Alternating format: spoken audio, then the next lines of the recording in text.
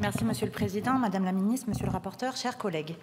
Des 200 000 cafés et bistrots qui animaient nos villages dans les années 60, il en reste aujourd'hui tout au plus 39 000. Non pas qu'il n'y ait plus personne dans nos villages, un tiers de la population y vit, dans ces 88% de France. Mais souvent, les logements s'éloignant du travail, le développement de la voiture individuelle aidant, nombre de nos petites communes ont vu leur dernier commerce fermer leurs portes. Par chez moi, mais dans plein de coins de France aussi, on passe de plus en plus de temps dans nos voitures pour aller au travail, faire les courses chez le médecin, et de moins en moins de temps avec nos voisins.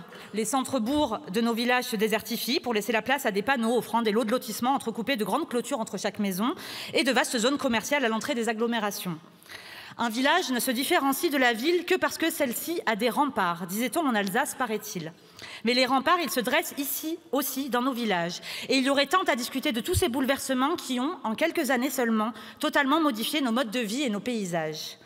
Beaucoup d'éléments ont participé à ces bouleversements et l'un d'entre eux est sans nul doute la difficulté à ouvrir et maintenir des lieux de sociabilité et de vie dans nos communes rurales. Cette proposition de loi que vous nous proposez d'adopter, monsieur le rapporteur, le prend cet enjeu sous le plus petit bout possible au travers de cette proposition de loi, celui de l'attribution des licences 4 et ses autorisations à servir des alcools forts des groupes 4 et 5 pour les communes rurales. Je dis le plus petit bout car les licences 3 sont, elles, tout à fait autorisées pour servir donc des boissons jusqu'à 18% d'alcool. Au-delà d'espaces de consommation, les bistrots dont nous parlons sont des espaces de vie, de rencontres, d'échanges, des points de ralliement où les liens se tissent, où la solidarité s'organise. De plus en plus, on manque de lieux où l'on se croise, de lieux pour se retrouver, pour discuter, réfléchir, inventer demain, parfois simplement connaître ses voisins. Lorsque ces lieux disparaissent, c'est un peu de notre tissu social qui s'étiole. Alors oui, chers collègues, il est effectivement temps d'accompagner les projets qui, à petite échelle, à l'heure du chacun pour soi et de l'individualisme, même dans nos villages, permettent de lutter contre l'isolement et de revitaliser nos centres-bourgs. Mais cela doit se faire impérativement à deux conditions. Celle d'assurer que ce transfert de licence ne puisse se faire qu'au bénéfice des villages et pas à absolument n'importe qui, comme il est prévu pour l'instant. Et celle d'une politique de santé publique cohérente et ambitieuse, même dans nos villages, en évaluant les impacts et les risques éventuels d'une telle réglementation, car pour l'instant, d'évaluation, nous n'en avons aucune, malgré la dérogation qui court déjà depuis 2019. Chers collègues, le Code de la santé publique n'est pas là pour faire joli.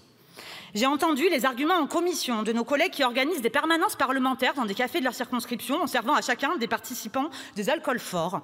J'ai lu les amendements déposés visant à assouplir les règles en matière de vente d'alcool et de prévention des alcoolisations excessives. Venant d'un petit village et étant députée d'une circonscription de 240 communes, ces propos m'alertent, tant les accidents de la route, les violences intrafamiliales explosent dans mon département comme dans les vôtres.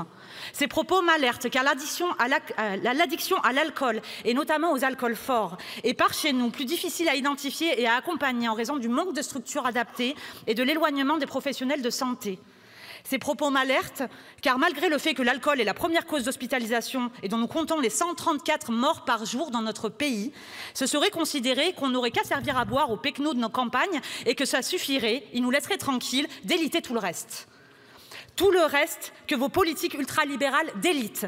C'est la permanence des soins qu'on ne voit pas advenir, les 100 médicobus promis pour fin 2024 qui se sont transformés en 16 finalement avec une infime minorité qui roule réellement. Ce sont les trajets qu'on n'a bien que la voiture individuelle pour faire parce qu'il ne viendrait à l'idée de personne que nous, ruraux, on pourrait vouloir avoir le choix ou bien de ne pas payer un rein des réparations ou du carburant pour se déplacer. Ce sont les classes qui ferment dans nos villages, les boulots qu'on ne trouve pas, les logements hors de prix, les services publics qui s'en vont. Et non, monsieur le rapporteur, chers collègues, ça ne passera pas, même après plusieurs gorgées, tout cela. Oui, il est plus que temps de détruire les remparts qui abîment le lien social et la vitalité de nos villages. Mais j'espère sincèrement qu'en 2025, on sait que la convivialité et le lien social ne dépendent pas que de la présence de débits de boissons servant des alcools forts, car c'est bien de cela dont il s'agit, mais bien d'activités culturelles, associatives, artisanales, de cafés associatifs et de loisirs, de services publics, de logements occupés, d'écoles ouvertes, de champs cultivés par des paysans nombreux et qui en vivent dignement.